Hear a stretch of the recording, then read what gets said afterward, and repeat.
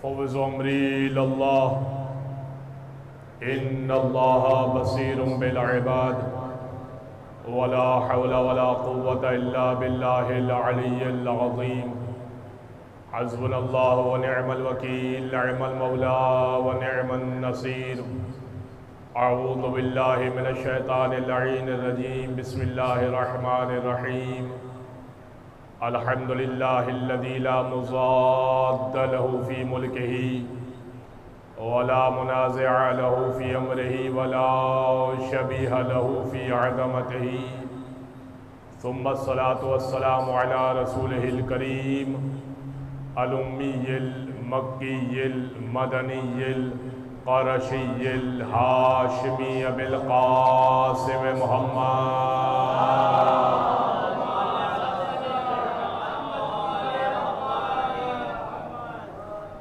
وعلى أهل بيته الطيبين الطاهرين واللعنة الدائمة على أعدائهم أجمعين من يوم ظلمهم وعداوتهم إلى قيام يوم الدين أما بعد فقد قال الله سبحانه وتعالى في محكم كتاب مبين بسم اللہ الرحمن الرحیم تلک الجنة التي نورث من عبادنا من کان تقیا صلوات علی محمد وآل محمد۔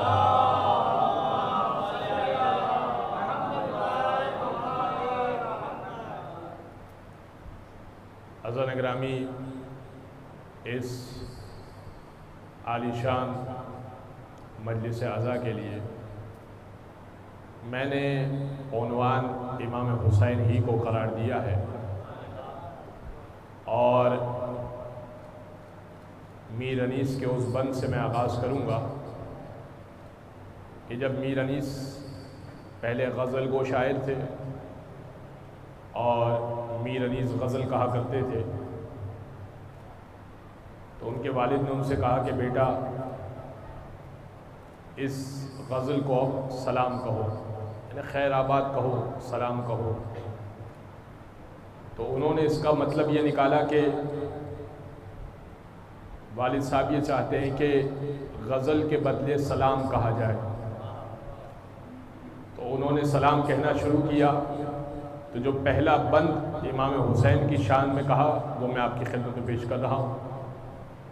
کہتے ہیں کہ انشاءاللہ مشکل الفاظ کو میں آپ کی خدمت میں سمجھاؤں گا۔ کہتے ہیں کہ اندیشہ توصیف شہنشاہ امم ہے، شہنشاہ امم یعنی امتوں کا بادشاہ حسین ابن علی کی بات ہو رہی ہے۔ توصیف یعنی مدح سرائی، یعنی اس کی شان میں کچھ بیان کیا جائے۔ اندیشہ توصیف شہنشاہ امم ہے، یعنی میں حسین ابن علی کی بارگاہ میں کچھ لکھنا چاہتا ہوں۔ زانوں پہ سر ورد ہے، سجدے میں قلم ہے راہ یہ باریک کے لفظش میں قدم ہے۔ بڑی باریک راہ ہے حسین ابن علی، اگر آگے بڑھ جاؤں تو گل ہو جائے، پیچھے ہٹ جاؤں تو مقصر کا تانا آ جائے۔ ہے راہ یہ باریک کے لفظش میں قدم ہے، اے دست زبردست خدا وقت مدد ہے۔ کیا مطلب؟ اے خدائے زبردست کے دست یعنی ید اللہ کی طرف اشارہ کر رہے ہیں۔ اے علی ابن ابی طالب، چونکہ تم ید اللہ ہو اور تمہارے بیٹے کی مدح سرائی کرنی ہے تو اب تم ہی مدد کر سکتے ہو۔ اے دست زبردست خدا وقت مدد ہے۔ حاصل کلام شعر آنے سے نہ تبا استاد سے ہوگا۔ میر انیس کہہ رہے اگر شاعری آتی ہوگی تو یہ مرحلہ نہیں ہوگا، آنے سے نہ تبا استاد سے ہوگا۔ آڑی ترچھی لکیریں کہہ دوں تو ہو جائے گا، یا اگر شاعری آتی ہوگی تو یہ شاعری قبول ہو جائے گی۔ آنے سے نہ تبا استاد سے ہوگا، یہ مرحلہ طے آپ کی امداد سے ہوگا۔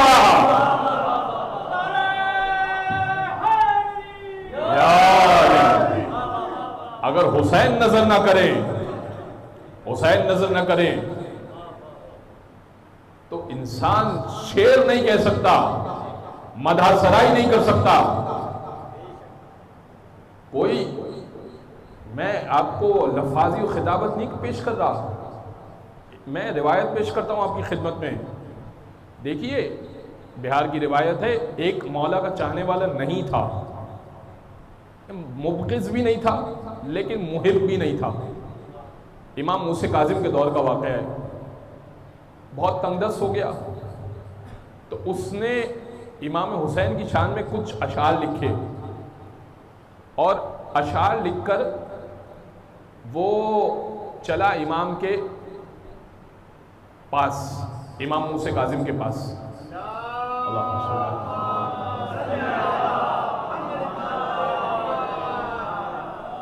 اشعار لکھ کر وہ امام کے پاس چلا کہ بھائی جد کا قصیدہ سناؤں گا، جد کا مرثیہ سناؤں گا تو اہل بیت تو کریم عطا تو کریں گے.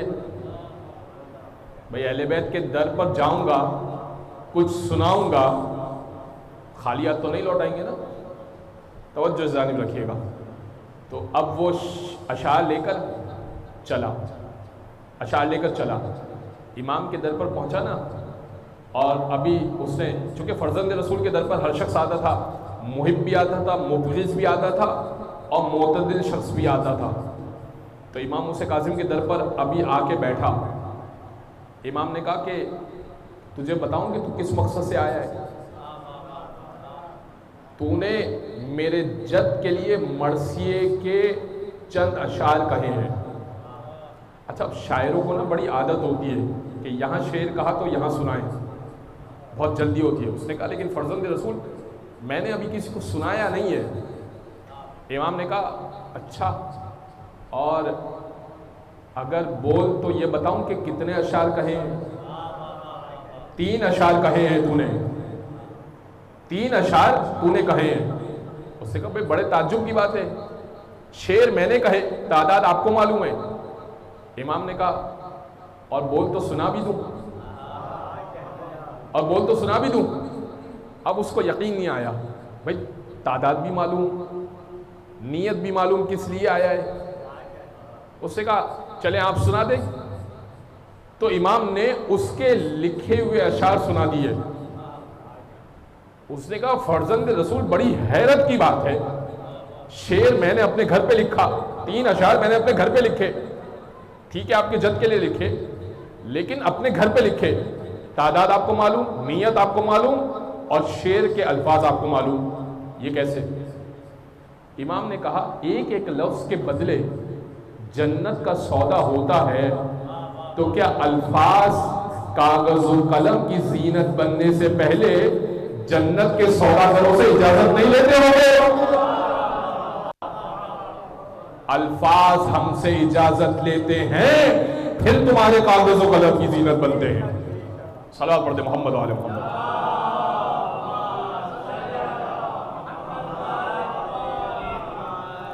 لہذا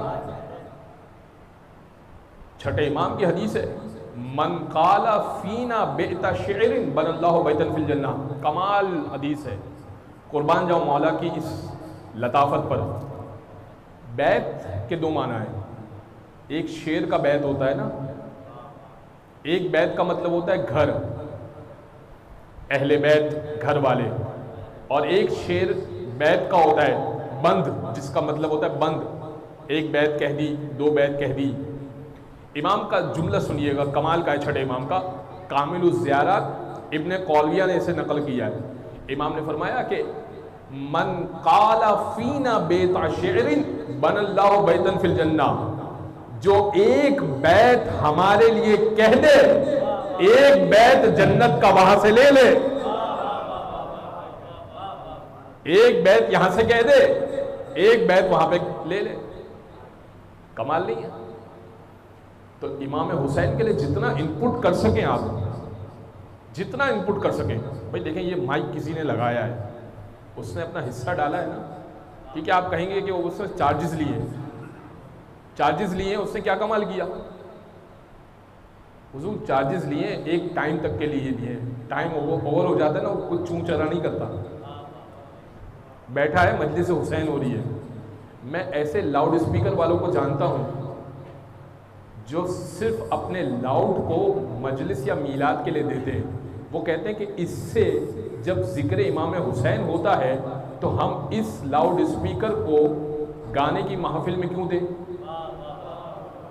میں جانتا ہوں ایسے، حالانکہ وہ کوئی شیعہ مذہب کے سے تعلق نہیں رکھتے، لیکن حسین سے عقیدت اتنی ہے، حسین سے عقیدت اتنی ہے، تو آپ جس طرح سے اپنا حصہ ڈال سکتے ہیں اپنا حصہ ڈالیے۔ لہذا میں عرض آپ کی خدمت میں، میں نے آپ کی خدمت میں آیت پڑھنی ہے، اور عجیب آیت ہے، 2 آیتیں ہیں سورہ زمر کی، قرآن کا 39واں سورہ ہے، 39 چیپٹر، اور پروردگار کہہ رہا ہے سیک الذین کفروا الی جہنم زمرا، جہنمیوں کو جہنم میں کھینچ کے لے جایا جائے گا۔ سیکا، لفظ سیکا کو یاد رکھیے گا، سین یہ قاف، قینچی والا قاف، سیق الذین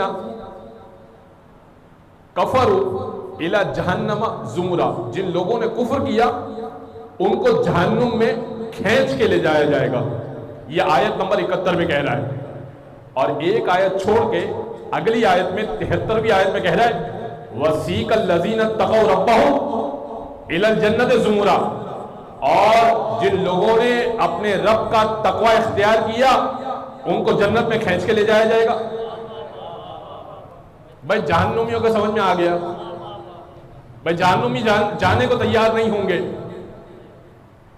جنتیوں کا کیا مسئلہ ہے بھائی؟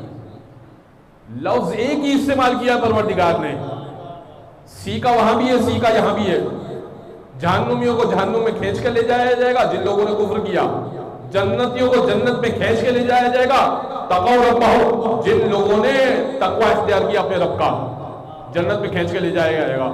خدا کی قسم جو کہہ رہے ہیں نا قرآن کافی ہے، اس سوال کا جواب لا کے دے دیں، قرآن کافی ہے۔ بھائی جنتیوں کو کس سبب سے کھینچ کے لے جایا جائے گا؟ کیا جنتی مشتاق نہیں ہوں گے جنت میں جانے کے؟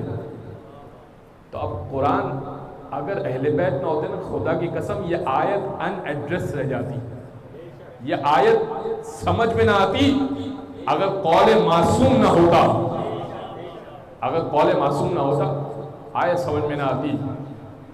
تو میں 1-2 مثالیں پیش کر کے پھر اس آیت کو بتاتا ہوں تو لطف آئے گا۔ ایک آیت ہے وَاللَّهُ أَخْرَجَكُم مِّن بُطُونِ أُمَّهَاتِكُمْ لَا تَعْلَمُونَ شَيْئًا، اللہ نے تمہیں اپنی ماؤں کے پیٹوں سے اس طرح سے نکالا، لا تعلمون شیئا، تم کچھ بھی نہیں جانتے تھے۔ مولا رضا سے کسی نے سوال کیا، فرزند رسول یہ آیت آپ کے لیے بھی ہے، آیت آپ کے لیے بھی ہے، واللہ اخرجکم من بطون امہاتکم، اللہ وہ ہے کہ جس نے تمہیں اپنی ماؤں کے بطون سے نکالا، لا تعلمون شیئا، اس عالم میں کہ تم کچھ بھی نہیں جانتے تھے۔ فرزند رسول یہ آپ کے لیے نہیں ہے؟ امام نے کہا کہ نہیں ہمارے لیے تو نہیں ہے، یہ تو تمہارے لیے۔ پروردگار نے اس میں قید نہیں لگائی ہے کہ یہ اس کے لیے ہے اور اس کے لیے نہیں ہے، پروردگار نے مطلق بات کی ہے۔ سامنے والے نے سوال کیا، بات مطلق ہے، قید نہیں ہے اس میں کہ ہاں یہ اہل بیت کے لیے نہیں ہے، یہ صرف دیگر افراد کے لیے، سب کے لیے کہا تمہیں ماؤں کے بطون سے اس طرح سے نکالا تم کچھ بھی نہیں جانتے تھے۔ امام نے کہا اچھا تو نے قرآن پورا پڑھ لیا؟ کہا فرمائیے پھر کون سی آیت آپ کے لیے ہے؟ کہا سورہ رحمان نہیں پڑھا؟ الرحمن علم القرآن خلق الانسان، رحمان وہ ہے قرآن کی تعلیم دیتا ہے، انسان کو خلق کرتا ہے، وہ تم ہو، پہلے خلقت کی منزل پر آتے ہو پھر تعلیم کی منزل پر آتے ہو، یہ ہم ہیں، پہلے تعلیم کی منزل پر ہے پھر خلقت کی منزل پر ہے۔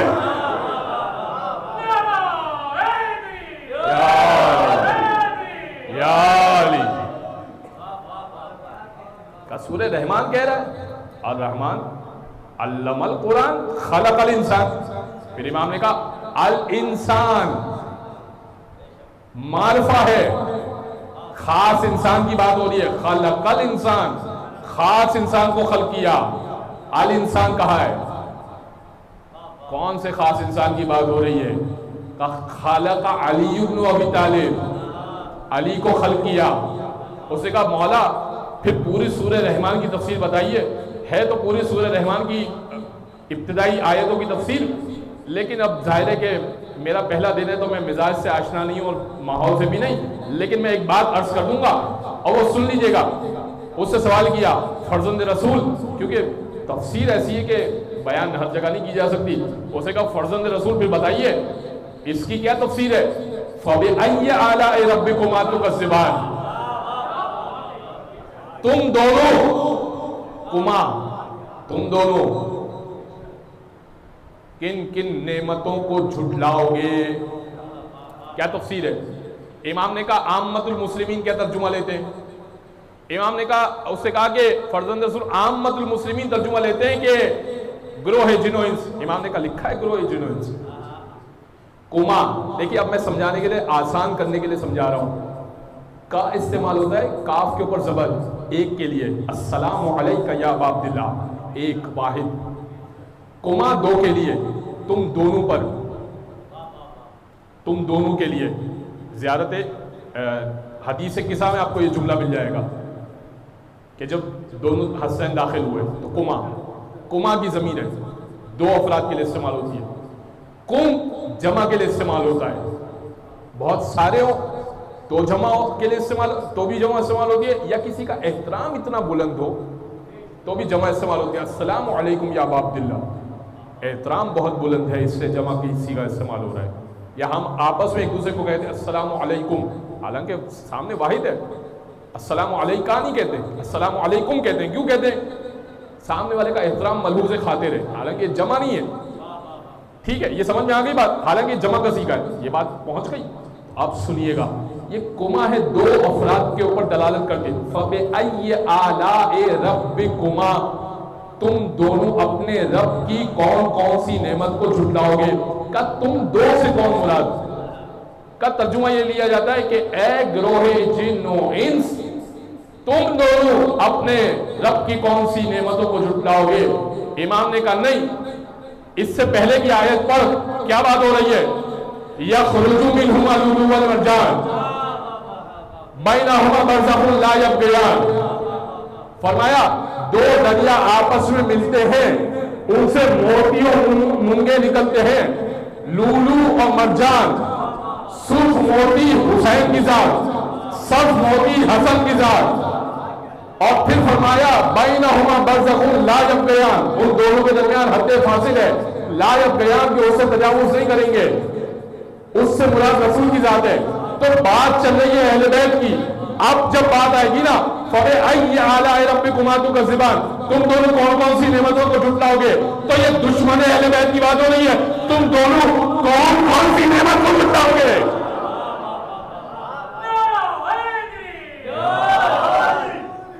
بات پہنچ رہی ہے، نام تو نہیں کہلوائیں گے، سمجھ میں آ رہی ہے بات؟ بھائی جب اہل بیت کی بات چل رہی ہے تو اب پروردگار کہہ رہا ہے تم دونوں کون کون سی نعمتوں کو جھٹلاؤ گے؟ جب محمد جیسی ذات دے دی، جب علی جیسی ذات دے دی، جب فاطمہ جیسی ذات دے دی، جب حسن جیسی ذات دے دی، جب حسین جیسی ذات دے دی، کس کس نعمت کو جھٹلاؤ گے؟ تو اب قرآن کافی نہیں ہے جب تک کہ اہل بیت نہ ہو، ٹھیک ہے؟ تو اب میں جو آپ کے اذہان عالیہ میں سوال پیدا کر رہا تھا، سوال یہ ہے کہ سیکا کا ترجمہ یہاں پر، سیکا کا لفظ اللہ نے کیوں استعمال کیا؟ تو اگر چھٹے امام نہ ہوتے، خدا کی قسم ہمیں سمجھ میں نہ آتا کہ اس کا کیا مطلب ہے۔ پھر آئیے آیت کو نئے آنے والوں کے لیے دہرا دوں، اللہ کہہ رہا ہے سیکا الذین اتقوا ربہم الی الجنۃ زمرا، جن لوگوں نے اللہ کا تقوی اختیار کیا جنت میں کھینچ کے لے جایا جائے گا۔ کیوں پالنے والے؟ چھٹے امام سے سوال کیا، امام نے کہا معاملہ یہ ہے کہ جب جنتیوں کو جنت کا پروانہ دے دیا جائے گا تو ملاقات ان کی حسین ابن علی سے ہو جائے گی، وہ جنت کو چھوڑ دیں گے اور حسین کا طواف کرنا شروع کر دیں گے۔ کامل الزیارات سے پڑھ رہا ہوں، اپنے واسطے وضع کر کے نہیں پڑھ رہا، کامل الزیارات ابن قولویہ کی کتاب ہے، یعنی محدث ہے، انہوں نے اسے لکھا کامل الزیارات میں، کہتے ہیں چھٹے امام فرماتے کہ جب حسین ابن علی کا دیدار کریں گے، جنت کے بعد سردار جنت کو دیکھیں گے، تو 9000 سال تک امام حسین کا طواف کریں گے۔ یہاں تک کہ سارا حساب نمٹ جائے گا. جنتیوں سے کہا جائے گا تم جنت میں داخل ہو جاؤ. وہ کہیں گے نہیں, جنت میں جا کے کرے کیا, سردار جنت باہر ہے, جنت میں جا کے کرے کیا, حسین تو باہر ہے. تب انہیں جنت میں کھینچ کے لے جایا جائے گا, چلو جنت میں, حسین کو بھی آج بھیج رہے ہیں ہم, آؤ حسین بھی تمہارے پیچھے پیچھے آ رہے ہیں. تب جنتیوں کو کھینچ کے لے جایا جائے گا. یہ آیت اس موقع پر ہے جب 9000 سال موالی حسین ابن علی کا طواف کر چکیں گے. ایک صلوات پڑھ دے محمد و آل محمد.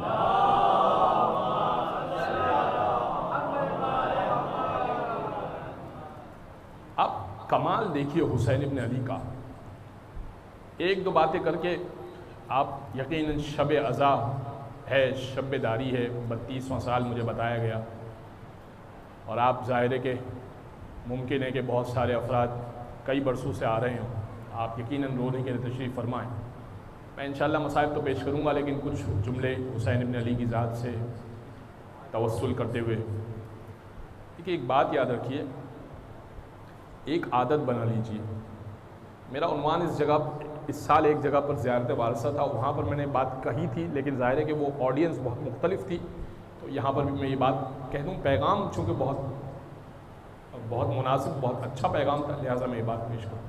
ایک بات یاد رکھیے آپ, اس ایام عزا میں چونکہ دل حسین ابن علی کی طرف ہر ایک کا کھنچا ہوا ہوتا ہے, تو عادت بنا لیجیے زیارت امام حسین کی. میں عرض نہیں کر رہا آپ سے کہ آپ لمبی پوری زیارت پڑھیے, میں نہیں کہہ رہا آپ سے کہ زیارت عاشورہ لے کے بیٹھ جائیے, میں نہیں عرض کر رہا آپ سے. اگر ہمت نہیں ہے, طاقت نہیں ہے, اتنی لمبی زیارت نہیں پڑھ سکتے, نہیں پڑھی. اگر کسی کے ذہن میں یہ ہے نا کہ زیارت عاشورہ لیٹ کر نہیں پڑھ سکتا میں, تو یہ ذہن سے نکال دیجیے یہ بات کہ کھڑے رہ کے پڑھنی پڑے گی. میں آپ کو ایک بات پیش کرنا چاہ رہا ہوں, وہ بات انشاءاللہ سمجھیے, شاید یہ بات آپ کو تلخ لگ رہی ہے, وہ آسان ہو جائے گی. دیکھیے ہم جب سلام پیش کرتے ہیں نا, مولانا رضا کی زیارت کے بھی جملے, امام حسین کی زیارت کے بھی جملے, اشہد انک ترون مقامی وتسمعون کلامی وتردون سلامی. مولا میں گواہی دیتا ہوں آپ میرے مقام کو دیکھ رہے ہیں, آپ میرے سلام کا جواب دے رہے ہیں, وتسمعون کلامی, جو میں کلام کر رہا ہوں نا آپ میرے کلام کو سن رہے ہیں. اب جب میں السلام علیکہ یا ابا عبداللہ کہوں گا, جس بھی حالت میں, لیٹے ہوئے, بیٹھے ہوئے, رکوع میں, سجدے میں, گھر سے نکلتے ہوئے, بائک پہ جاتے ہوئے, اچانک حسین یاد آ گئے, میں نے کہا السلام علیکہ یا ابا عبداللہ. اور کسی نے کہا کہ حضور آپ نے تو قبلہ رخ ہو کے نہیں کہا, آپ نے تو وضو سے نہیں کہا, آپ تو بائک پہ جاتے جاتے کہے. نہیں حضرت گرامی, وہاں سے آئے گا جواب سلام, وعلیکم السلام. سلام کا جواب ہے واجب. مجھے اس جواب سلام کی ضرورت تھی, مجھے اپنا پورا دن صحیح گزارنا تھا, میں اس جواب سلام کے لیے بےتاب تھا. مجھے اس حالت میں یاد آ گیا حسین, میں نے اس حالت میں یاد کیا. کم از کم حسین سے ملاقات ہوگی تو میں یہ کہوں گا نا, مولا ہر حالت میں آپ کو یاد رکھا تھا. بستر پر لیٹتے ہوئے آپ یاد آئے تھے, میں نے آپ کو سلام پیش کیا تھا. اٹھتے ہوئے وضو نہیں تھا, سب سے پہلے آپ کو سلام پیش کرتا تھا. عادت بنا لیجیے. میں روایت پیش کر دوں, اپنے پاس سے بات کروں, مزہ نہیں آئے گا. اپنے پاس سے بات کرے بندہ, کیا بات وہ کرے جو روایت سے ہو. سدیر صداف چھٹے امام کے صحابی تھے. سدیر سے امام پوچھنے لگے, پانچویں امام کے صحابی تھے, امام باقر بھی. امام کہنے لگے سدیر تو میرے جد کی زیارت پہ جاتا ہے یا نہیں جاتا؟ ہفتے میں 5 مرتبہ. امام باقر کے جملے. اس دور میں ایمان سے بتائیے ہفتے میں 5 مرتبہ کوئی جا سکتا ہے؟ پرائیویٹ جہاز ہونا پھر بھی نہیں جا سکتا. کہا سدیر ہفتے میں 5 مرتبہ جاتے ہو؟ کہا فرزند رسول. اچھا لفظ یہ نہیں ہے کہ سلام پیش کرتے ہو. امام نے کہا جاتے ہو؟ اس نے کہا مولا ممکن نہیں. امام نے یہ نہیں کہا ہاں تمہاری بات ٹھیک ہے واقعی ممکن نہیں. امام نے کہا افسوس تم پر. سدیر پریشان ہو گئے. کہا پھر امام نے کہا کہ ہر مہینے میں ایک مرتبہ جاتے ہو؟ ہر مہینے میں ایک مرتبہ۔ ایمان سے بتائیے، بہت پیسے والا ہو، ہر مہینے زیارت پہ جاتا ہے؟ بے تحاشا پیسہ ہو، ہر مہینے اتنا وقت نہیں نکال پاتا کہ وہ حسین کی زیارت ہو جائے۔ توفیق بھی ملنا بہت بڑی بات ہوتی ہے۔ مہینوں کا سفر ہے، امام پوچھے سدیر ہر مہینے جاتے ہو؟ مولا مہینوں کا سفر ہے، کیسے جاؤں گا؟ امام نے کہا افسوس تم پر، کہا سال میں ایک بار جاتے ہو؟ کہا مولا کسی سال زیادہ سفر ہوتا ہے تو چلا جاتا ہوں، کسی سال زیادہ سفر ہوتا ہے تو نہیں جاتا۔ یہی ہماری حالت ہے نا، کسی سال زیادہ سفر ہے تو چلے گئے، نہیں ہے تو نہیں گئے۔ کوئی ہوں گے مجمع میں سے جو ترس رہے ہوں گے، نہیں گئے ہوں گے کبھی۔ اب یہ جواب آئے گا روایت میں انہی افراد کے لیے جو کبھی نہیں گئے۔ امام نے کہا سدیر بلند جگہ پہ کھڑے ہو جاؤ، قبر حسین کا اشارہ کرو اور ایک مرتبہ کہہ دو السلام علیکہ یا ابا عبداللہ، تمہیں وہی ثواب ملے گا جو گنبد کے نیچے کھڑے ہو کر حسین کو سلام کرنے کا ثواب۔ یہ مشکل کام ہے۔ سدیر کہتے ہیں اس کے بعد میں اصحاب میں فخر کرتا تھا کہ میں وہ ہوں جو 20 مرتبہ حسین کی زیارت کرتا ہے۔ دن میں چلتے پھرتے جب یاد آئے السلام علیکم، اونچی جگہ نہ جا سکے، ہر ایک کے گھر میں ممکن ہے کہ چھت موجود نہ ہو تو زیر آسمان تو ہو جاتے۔ دوسری شرط کیا ہے؟ امام کہہ رہے ایک اونچی جگہ چلے جاؤ، ایک زیر آسمان آ جاؤ، دو شرطیں۔ قبر حسین کی طرف اشارہ کرو، ان میں سے کچھ بھی ہو جائے امام حسین قبول کر لیں۔ امام حسین کو یاد این ممکن ہے، اب میں بہت سینسیٹیو جملہ کہنے لگا ہوں، مجھے نہیں معلوم کہ آپ کا یہ مجمع ہضم کر پائے گا یا نہیں۔ این ممکن ہے کہ 10 سال کربلا جانے والے کی کربلا کی زیارت مولا منہ پہ دے مارے اور کورنگی کے کسی گھر میں ایک شخص جو 10 سال سے السلام علیکہ یا ابا عبداللہ کہہ رہا ہو فوڑوں سے نیت سے، اس کا سلام مولا قبول کر لے۔ وہ ہر سال آگے بتاتا ہو کہ میں کربلائی، میں عزادار، مجھ سے بڑا ماتمی کوئی نہیں۔ یہ کرنے گئے تھے تم کربلا، یہ بتانے گئے تھے۔ اسٹیٹس اس لیے لگاتے ہیں، ایک انفارمیشن دینے کے لیے لگاتے ہیں، ایک اسٹیٹس اس لیے لگاتے ہیں یہ بتانے کے لیے کہ ہم جا سکتے ہیں، تم بھی جا سکتے ہو، ہم افورڈ کر سکتے ہیں۔ ایک یہ نیت بھی ہوتی ہے۔ خلط نہ کیجئے کربلا کی زیارت کو، حسین کی زیارت کو، معاملہ حسین کا سینسیٹیو ہے۔ بازار گرامی ایک چیز جو میں آپ کی طرف توجہ دلانا چاہ رہا تھا، میں منزل مصائب پر آؤں گا، یہ جو انگلی کا اشارہ کر کے ہم زیارت کرتے ہیں، کیا دلیل ہے؟ کیا دلیل ہے اس کی؟ ایک دلیل ہے مسلم ابن عقیل نے اشارہ کیا تھا، ایک دلیل تو یہ ہے۔ کیا کمال نہیں ہو اگر میں آپ کو اس کی دلیل قرآن سے دے دوں؟ تو آپ ایک دلیل سنیے اور مجھے اس سے تحفہ سمجھیے اور مجھے اجازت دیجیے گا۔ دیکھیے جناب مریم کے واقعے میں جناب مریم جناب عیسیٰ کو لے کر آئی، اور جیسے ہی جناب مریم جناب عیسیٰ کو لے کر چلی، ابھی چوک پہ داخل ہوئی ہیں تو وہ بوڑھے یہودی کہنے لگے یا مریم ما کانا ابو کی امرأ سوء ولا امو کی وما کانت امو کی بغیہ، اے مریم نہ تمہارا باپ برا آدمی تھا نہ تمہاری ماں بغاوت کرنے والی تھی۔ یعنی کہنے کا مقصد یہ تھا کہ بچہ کہاں سے لے کر آ گئی۔ فَأَشَارَةً إِلَيْهِ، مریم نے اس بچے کی طرف اشارہ کیا، بولی کچھ نہیں، بچے کی طرف اشارہ کیا۔ عیسیٰ ہے 3 دن کے، گہوارے کا بچہ عیسیٰ ہے 3 دن کا۔ مریم نے کیا اشارہ اور وہ کہنے لگے، قرآن کی آیت سورہ مریم قرآن کا 19واں سورہ، کیف نکلم من کان فی المہد صبیا، ہم اس سے کیسے خطاب کریں جو گہوارے کا بچہ ہو۔ اور اب گہوارے کا بچہ بولا انی عبداللہ آتانی الکتاب وجعلنی نبیا، میں اللہ کا بندہ ہوں، اللہ نے کتاب عطا کی، اللہ نے نبی بنا کر بھیجا۔ تو مریم جانتی ہے کہ اگر اشارہ معصوم کی طرف کیا جائے تو گہوارے میں بھی ہوگا تو جواب آئے گا۔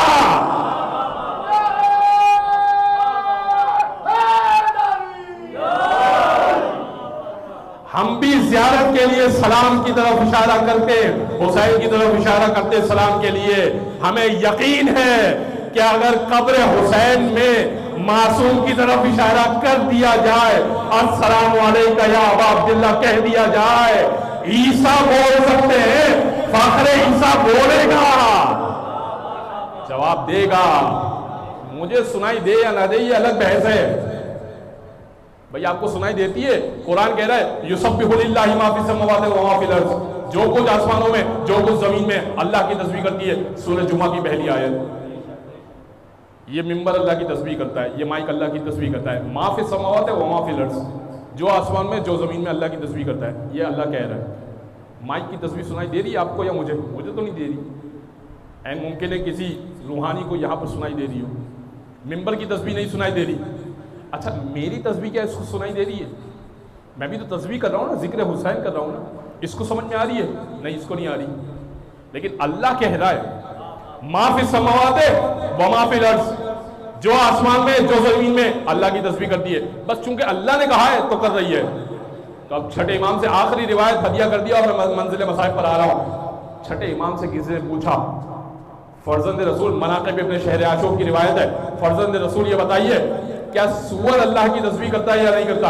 اب یہ بھی ذہن میں فطور ہے کہ سور کا نام لینے سے زبان ناپاک ہو جاتی ہے. بھائی گالی دینے سے زبان ناپاک ہوتی ہے، جھوٹ بولنے سے زبان ناپاک ہوتی ہے، غیبت کرنے سے زبان ناپاک ہوتی ہے، جانوروں کے نام لینے سے زبان ناپاک نہیں ہوتی. کہا کہ فرزند رسول کے سور اللہ کی تسبیح کرتا ہے یا نہیں؟ امام نے کہا کرتا ہے.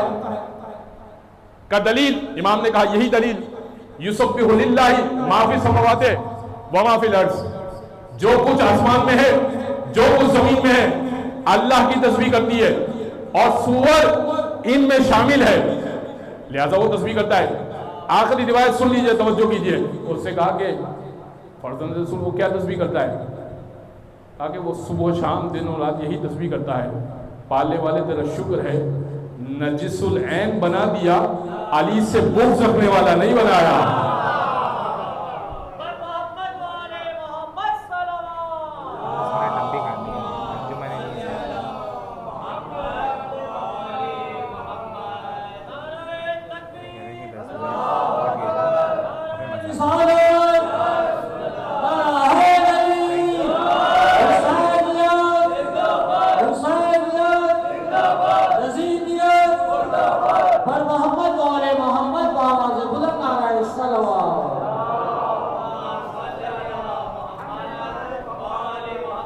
میرے بھائی نے مجھ سے عرض کیا کہ پیچھے سے بات یہ بیان کی گئی کہ مجلس تھوڑا آپ طولانی پڑھ دیں، آنے والے تاخیر سے آ رہے ہیں. دیکھیں امامہ جب اتر جاتا ہے پھر دوبارہ انسان نہیں پہنتا، ظاہر ہے کہ مصائب کے بعد پہنتا ہے. لیکن اب ایسے ہی فضائل سن لیجئے. میں نے امامہ تو اتار دیا ہے، لیکن فضائل تو ظاہر ہے کہ امامہ سر پہ ہو یا نہ ہو، فضائل تو انسان سن سکتا ہے. تو عزیزان گرامی، بغض حیدر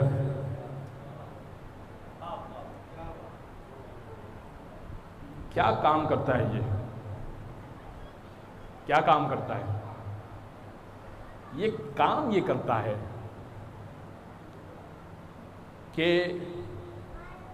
یہ ایسی حدیث وضع کرتا ہے، ایسی حدیثیں وضع کرواتا ہے جس کا کوئی سر ہوتا ہے نہ پیر ہوتا ہے. میں آپ کو مثال دیتا ہوں شام کی فیکٹریوں میں بننے والی حدیثوں کی.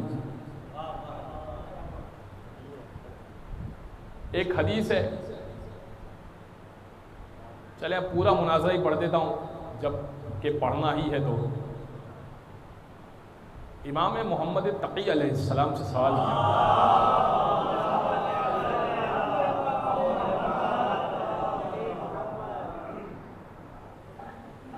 ابھی آپ نے بہت احادیث سنی ہوں گی اور ایسے فضائل سنے ہوں گے غدیر پہ کہ 40 دن پیاسے رہے. اونٹ تھے کیا بھائی؟ اونٹ پیاسا رہ سکتا ہے 40 دن؟ 40 دن پیاسے رہے، نماز میں شہید کر دیے گئے.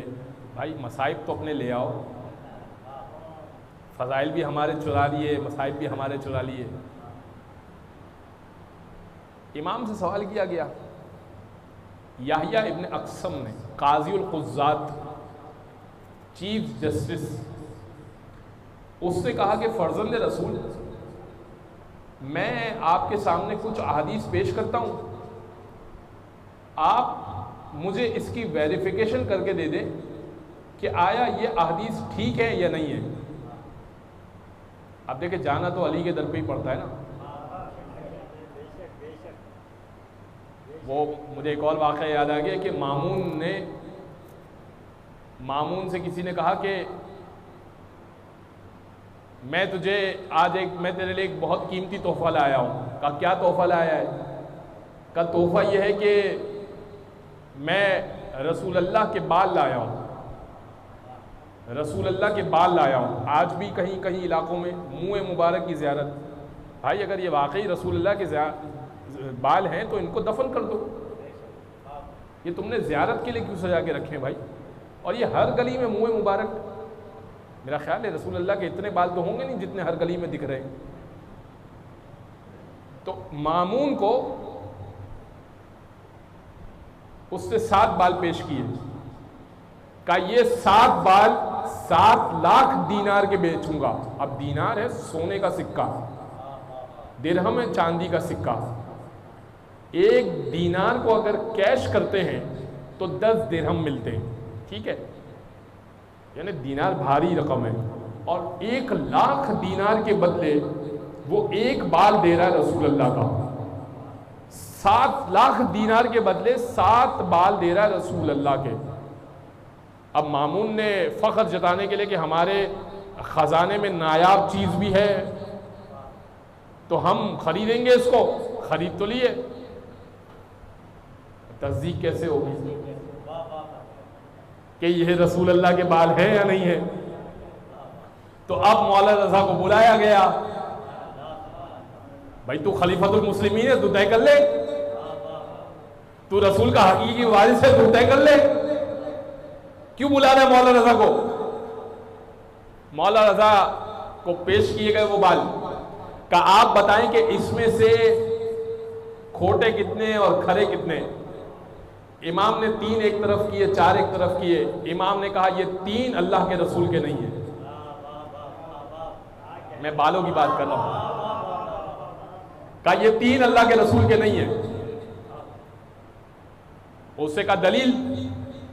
امام نے کہا کہ دلیل اس کی یہ ہے کہ اگر رسول کے بال پر اور رسول کی آل پر بھی اللہ نے آگ کو حرام کیا ہوا ہے، لہذا تو آگ منگوا لے اور بال کو ڈال کے دیکھ لے، اگر بال جل جائے تو بال جھوٹا، کھوٹا، خراب، ختم ہو گیا، اور اگر آگ بجھ جائے تو بال سچا، بال کھرا۔ اس نے کہا ٹھیک ہے، بالکل سامنے کی بات ہے۔ اب مولا نے یہ دلیل دی تھی تو انگیٹھی منگائی گئی، ان تینوں کو ڈالا گیا، بالوں کی بات کر رہا ہوں، ان تینوں کو ڈالا گیا آگ میں۔ جیسے ہی آگ میں ڈالا گیا تو جل کے ختم ہو گئے۔ اب 4 بال بچ گئے، کہا فرزند رسول اس کو بھی ڈال کے دیکھ لے، تصدیق تو کرنی ہے نا اس کی بھی۔ جیسے ہی وہ 4 بال ڈالے تو آگ بجھ گئی اور بال سونے کی مانند دبکنے لگے۔ میں نقطہ پیش کر دوں، جس کے بال کا یہ عالم ہو اس کی آل کا کیا عالم ہوگا؟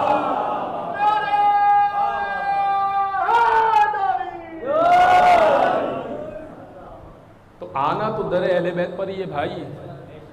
تم کرسی پہ بیٹھ جاؤ، منبر پہ بیٹھ جاؤ، لیکن کوئی پوچھے گا سوال تو کہنا علی کا دروازہ وہ ہے، جواب تو نہیں آئے گا۔ جواب کہاں سے دیں گے؟ کرسی پہ بیٹھنا کمال نہیں ہے، فضیلت میں داخل ہونا کمال ہے۔ فضیلت میں داخل نہیں ہو پائیں گے۔ بس میں جو پیش کرنا چاہ رہا تھا آپ کی خدمت میں وہ پیش کر دیتا ہوں، شاید 1 سے 2 حدیثیں پیش کر دوں، منزل مصائب پر آ جاؤں گا۔ اس سے کہا کہ فرزند رسول حدیث یہ ہے کہ ایک دن رسول اللہ تشریف فرماتے اور ان کے برابر میں فلاں صاحب بھی بیٹھے ہوئے تھے، بعد نبی سب سے بڑا ہمارے نزدیک کون اور ان کے نزدیک کون، وہ بیٹھا ہوا تھا. کہا ایسے میں جبریل آئے، کہنے لگے اللہ آپ پر سلام پیش کرتا ہے، اور اللہ یہ کہتا ہے کہ ذرا ان سے پوچھئے یہ راضی ہیں یا نہیں اللہ سے. اللہ تو ان سے راضی ہے. اب فضیلت میں حدیث گڑھ دی، اور کس زمانے میں گھڑی گئی، کیا گھڑی گئی، اگر مولا نے موقع دیا پھر انشاءاللہ پیش کروں گا. تو حدیث یہ مولا تقی کو پیش کی، کہا بتائیے یہ حدیث ٹھیک ہے یا نہیں ہے، فلاں کے شان میں ہے، اور اللہ یہ پوچھوا رہا ہے کہ آیا یہ اللہ سے راضی ہے یا نہیں ہے. اللہ ان سے راضی ہے. امام نے کہا کہ حدیث رسول کو پرکھنے کا ایک معیار ہے، اور معیار یہ ہے کہ قرآن کے مقابلے میں نہ آ جائے. قرآن سچا ہے، حدیث جھوٹی ہو سکتی ہے. اگر قرآن سے ٹکرا جائے تو حدیث جھوٹی ہے، اور رسول اللہ نے خود کہا تھا کہ اگر قرآن سے کوئی حدیث ٹکرا جائے تو دیوار پہ دے مارو. تو امام نے کہا کہ امام محمد تقی نے کہا کہ میں ایک آیت پڑھ دیتا ہوں اور تو دیکھ لے کہ ٹکراؤ ہے یا نہیں ہے. اس سے کہا اچھا کوئی ٹکراؤ بھی ہے. امام نے کہا قرآن کہہ رہا ہے واضح طور پر نحن اقرب الیہ من حبل الورید. اللہ اپنے بارے میں کہہ رہا ہے میں رگے گردن سے زیادہ قریب ہوں. جو رگے گردن سے زیادہ قریب ہو وہ پچھوایا نہیں کرتا. اچھا یہ جعلی ہے. اس نے کہا یہ جعلی ہے. امام نے اچھا روایت کمال کی ہے، امام نے کہیں فیصلہ نہیں دیا، امام نے صرف آیتیں پڑھی ہیں، امام نے دلیلیں دی ہیں. امام نے کہا نتیجہ تم نکالو، نتیجہ تجھ پہ چھوڑتا ہوں. آیت پڑھ دی میں نے، اب بتا دے. ایک حدیث منزل مسائل پر آؤں گا اس لیے کہ بس اب وقت تمام ہو چکا. ایک اور حدیث اس سے کہا کہ حدیث یہ ہے کہ رسول نے فرمایا الحسن والحسین سید شباب اہل الجنہ. حسن اور حسین جنت کے جوانوں کے سردار ہیں، اور فلاں اور فلاں جنت کے بوڑھوں کے سردار ہیں. کیا یہ حدیث ٹھیک ہے یا نہیں ہے؟ امام نے کہا کہ بہت مبارک تجھے یہ حدیث، مگر میں تجھ سے ایک سوال کرتا ہوں، 2-3 سوال کرتا ہوں، اس کے بعد نتیجہ تو خود ہی دے دینا. مجھے یہ بتا کہ کیا بڑھاپے میں نظریں کمزور ہوتی ہیں؟ اس نے کہا ہوتی ہیں. کا راشا آتا ہے؟ کہا آتا ہے. کا ہڈیاں کمزور ہوتی ہیں؟ کہا ہوتی ہیں. کا سماعت کمزور ہوتی ہے؟ کہا ہوتی ہے. کا بال جھڑتے ہیں؟ کہا جھڑتے ہیں. کا بڑھاپا اچھی چیز ہے یا بری چیز ہے؟ کہا بری چیز ہے. کا جوانی میں توانائی ہوتی ہے؟ کہا ہوتی ہے. سماعت تیز ہوتی ہے؟ کہا تیز ہوتی ہے. نظر تیز ہوتی ہے؟ کہا تیز ہوتی ہے. طاقت ہوتی ہے؟ کہا طاقت ہوتی ہے. ہر چیز اچھی ہوتی ہے جوانی میں؟ کہا ہر چیز اچھی ہوتی ہے. کہا جوانی اچھی چیز ہے یا بری؟ کہا اچھی. کب بڑھاپا بری چیز ہے تو کہہ رہا ہے؟ ابھی تو نے یہ بتایا نا یہ سب چیزیں خرابیاں ہیں بڑھاپے میں، اور بڑھاپے کو تو نے ڈکلیئر کیا کہ یہ بری چیز ہے. مجھے یہ بتا کہ کیا جنت میں کوئی بری چیز ہوگی؟ اس نے کہا نہیں، بری چیز تو نہیں ہوگی. امام نے کہا جب کوئی بری چیز ہوگی نہیں تو بوڑھوں کے سردار کیسے ہو گئے؟ جب بڑھاپا ہوگا نہیں تو بوڑھوں کے سردار کیسے ہو گئے؟ امام نے کہا اسی لیے رسول نے فرمایا تھا حسن و حسین جنت کے جوانوں کے سردار ہے. ہر بوڑھا جوان ہو کے پہنچے گا اور ان جوانوں کے سردار حسین ہیں. اسی لیے حسین کا کہا تھا کہ وہ جوانوں کے سردار ہے. تم نے آگے جوڑ دیا جہاں بڑھاپا ہوگا وہاں کے ہوں گے سردار. عزیزان گرامی اس سے زیادہ زحمت سماعت آپ کو نہیں دینی. یہ اہل بیت ہیں جن کا ہم قیامت تک ذکر کرتے جائیں. دشمنوں نے اس لیے چھپایا کہ کہیں لوگ ان کی طرف مائل نہ ہو جائے. دوستوں نے اس لیے چھپایا تاکہ جان محفوظ رہے. مگر اس قدر چھپانے کے باوجود خدا نے اس قدر بڑھایا اس قدر خدا نے بڑھایا کہ تا قیامت اگر ذکر کرتے رہیں ذکر ختم نہیں ہوگا اہل بیت کا۔ اسی لیے جناب زینب نے یزید کے دربار میں کہا تھا واللہ لا تمحو ذکرنا، خدا کی قسم تو ہمارا ذکر نہیں مٹا سکتا۔ بی بی 61 ہجری نہیں دیکھ رہی تھی، بی بی قیامت تک کی پیشن گوئی کر رہی تھی، لا تمحو ذکرنا، ہمارا ذکر تو مٹا نہیں سکتا۔ اگر تو سمجھتا ہے کہ تو نے ہمیں مار دیا اور مار کر ذکر ختم ہوتا ہے، ممکن نہیں ہے ہمارا ذکر ختم کرنا۔ بس یہ جب قافلہ چلا ہے اسیر ہو کے، قیدی ہو کے، ہاتھوں میں رسن ہے، کیسے؟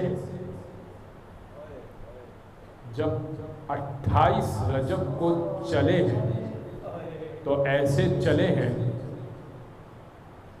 کہ اماریاں شان سے سجی ہوئی ہیں، عباس و علی اکبر، قاسم و حسین سوار کرانے کو موجود ہیں، کنیزیں جھرمٹ میں لیے ہوئے ہیں، اور محمد نالین اٹھانے کو تیار ہے۔ اور جب 11 محرم آئی، جناب زینب نے دائیں دیکھا، جناب زینب نے بائیں دیکھا، تمام کاروان کو سوار کرانے کے بعد کہا میرے قاسم مجھے سوار کروا دو، میرے علی اکبر مجھے سوار کروا دو، آؤ عباس سوار کرا دو بہن کو، آؤ اونا محمد اماں کو سوار تو کروا دو۔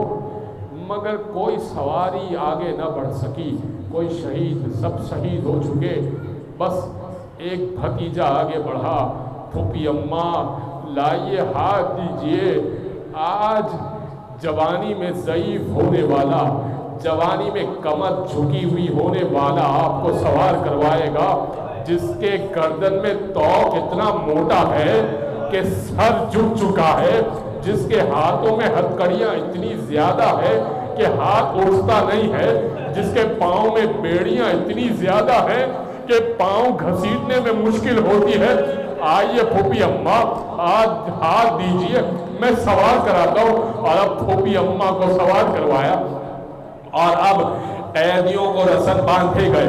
کیسے باندھے گئے سنیں گے آپ، ایسے باندھے گئے کہ ایک مستور سے کندھے سے رسی کو شروع کیا گیا تو دوسرے کی کندھے سے، تیسرے کے کندھے سے، چوتھے کے کندھے سے لیتے جاتے تھے، اور ساروں کے ایک ہی رسن تھا۔